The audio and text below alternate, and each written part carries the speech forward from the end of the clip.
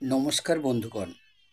আমি এখন তোমাদের বলবো নবরাত্রির চতুর্থ দিনে যে দেবীর পূজা অর্চনা করা হয় তার কথা। আগে 3 দিন দেবীর নবরাত্রির 3টে রূপের কথা তোমাদেরকে আমি বলেছি। আজকের চতুর্থ রূপের কথা বলবো, যে রূপটি চতুর্থ দিন পূজা করা হয়।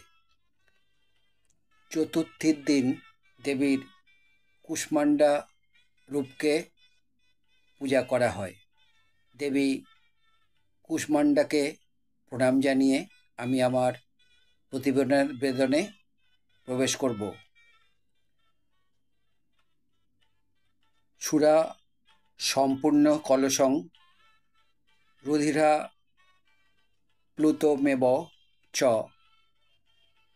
দধানা হস্ত পদম্যাভ্যাং কুষ্মান্ডা শুভোদয়স্তু মে।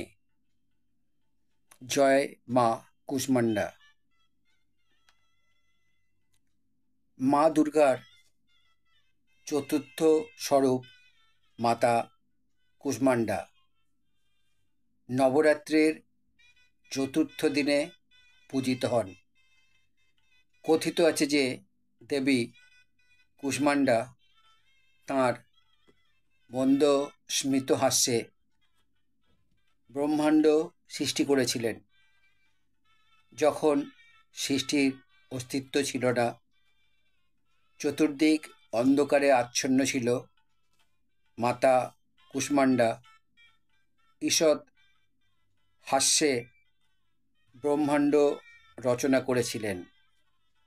ব্রহ্মাণ্ডের রচয়িতা বলে তিনি কুষ্মান্ডা নামে অভিহিত।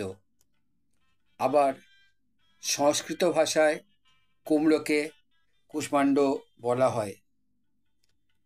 বলির মধ্যে কুমড়ো বলি মায়ের সর্বাধিক প্রিয়, তাই তিনি কুষ্মান্ডা নামে পরিচিত।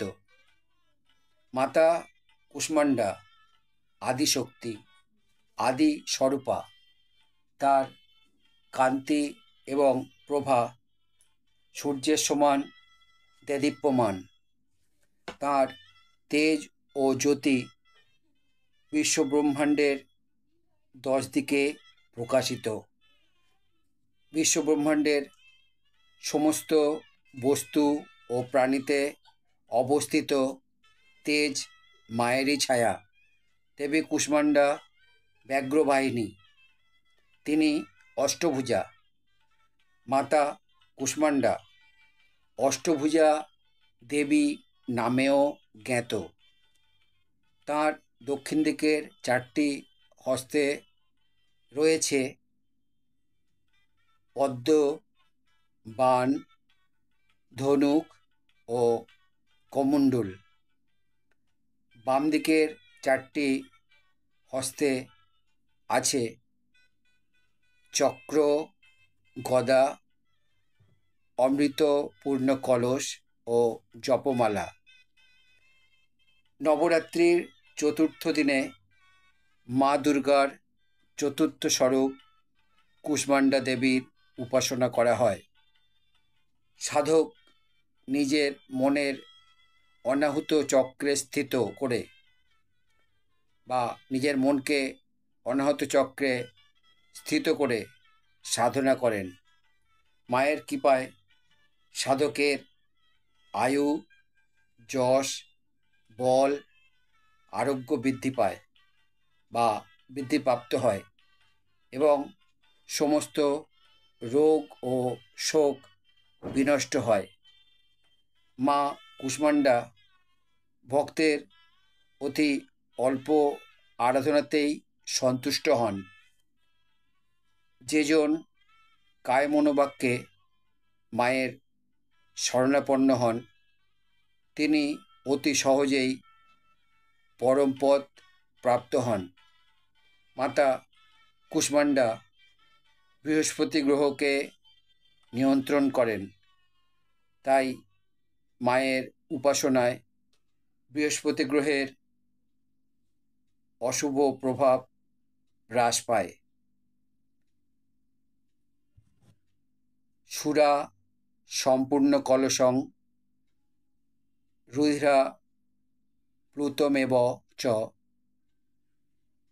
দধানা হস্তপদমা ভ্যাং কুষ্মান্ডা শুভদাস্তু মে। জয় মা কুষ্মান্ডা, জয় মা কুষ্মান্ডা, জয় মা কুষ্মান্ডা। আমার আজকের এই প্রতিবেদন তোমাদের যদি ভালো লাগে তাহলে আমার চ্যানেলে এসে লাইক, শেয়ার, কমেন্ট করবে। আমার চ্যানেলে নতুন বন্ধু হলে চ্যানেলটি সাবস্ক্রাইব করবে এবং নতুন পুরানো সব বন্ধুর কাছেই আমার একান্ত অনুরোধ, আমার চ্যানেলের বেল আইকনটা অন করে রাখবে। তাহলে আমার পাঠানো সমস্ত প্রোগ্রাম খুব সহজেই তোমাদের কাছে পৌঁছে যাবে। আবার নতুন ভিডিও নিয়ে তোমাদের কাছে উপস্থিত হব।